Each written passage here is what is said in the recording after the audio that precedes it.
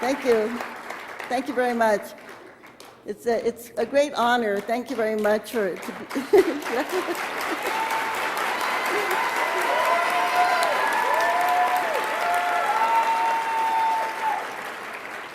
It's a great honor to be invited to address this organization. I know how hard you've worked over the years to make the changes that we need. And I just have to tell you, it's not even Valentine's Day yet, but there is so much love in this room. And I know that we have been through some very, very hard times. And I often get asked, what's the difference between what was going on, say, back in the 60s and the 70s in terms of our various movements, and what's the difference today?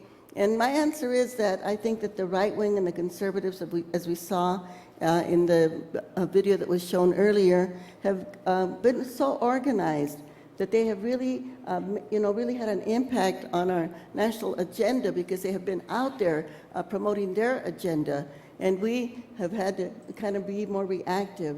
And what they've done basically is that by attacking the gay and lesbian transgender movement, by attacking feminism, the right to abortion, the right to choose, by attacking immigrants, basically what they have done is distracted the country because of these so-called cultural wars from the real issues, which are, of course, the wars in Iraq and Afghanistan, the economic meltdown, these people who are ripping off our treasury, ripping off investors and shareholders. And they've done this very, very successfully. So, but now I think we are at the position now where we can really start fighting back, because some of them are not going to be around anymore. And we just said goodbye, right, to a lot of them.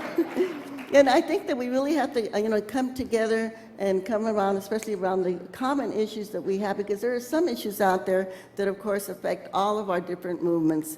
I'm going to talk specifically about the economic issues, which we know are very much in the news right now. And, some of the things that we don't think about, or sometimes we don't even know about, because we don't get this information in the corporate media. But if we just think about our wages, for instance, if we look back, say 40 years ago, what a chief executive officer of a corporation got compared to a worker was maybe 40 times more than a worker.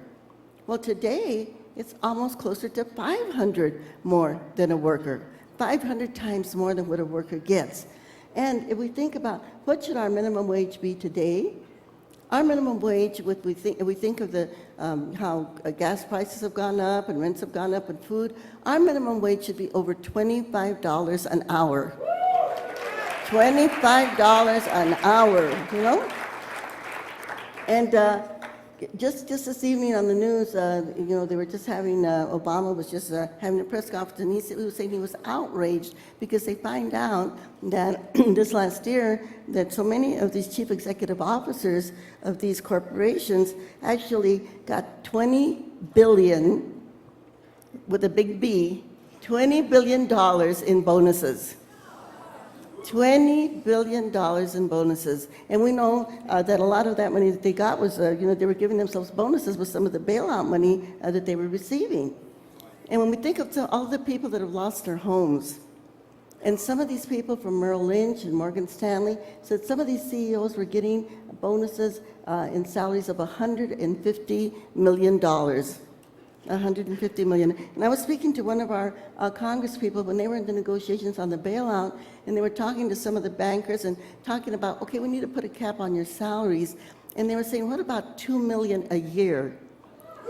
And you know what they were saying? That's not enough. That is not enough.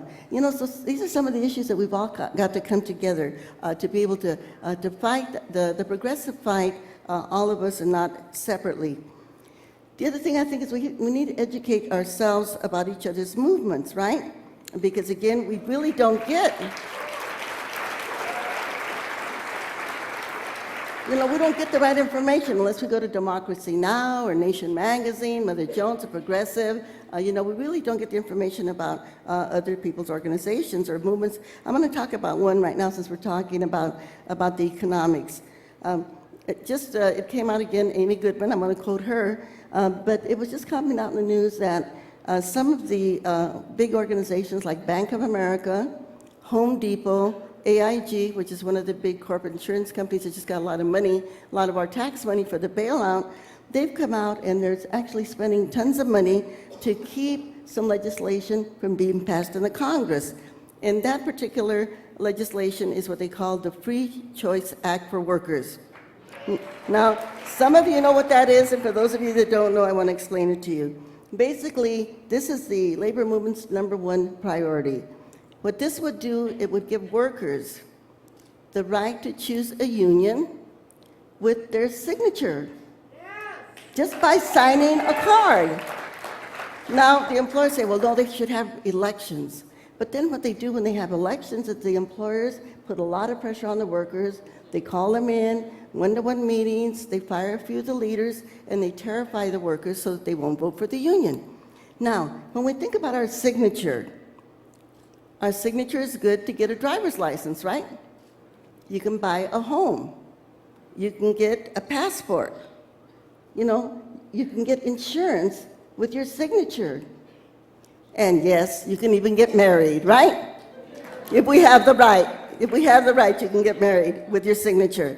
Now, if your signature is good representation for all of these very, very important transactions that we make in our lives, shouldn't it be good enough to say, I want a union to represent me? So, hey. So these are some of the issues that we can come together on. And the other one I want to talk about is immigration, because immigrants have also been the scapegoats, right? They have been the scapegoats. And what is it that Latino community and the immigrant community, because it's bigger than just Latinos, what is it that we want? We want legalization for all of the undocumented people that are here in the United States.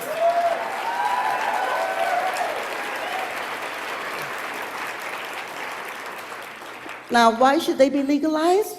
Because you know what? Everybody that's ever come to this country, unless you're Native American, has been legalized at one time or the other. Every single person. So we have to remind everyone, your family came from somewhere. And if they came through Ellis Island and they could walk, they were legalized.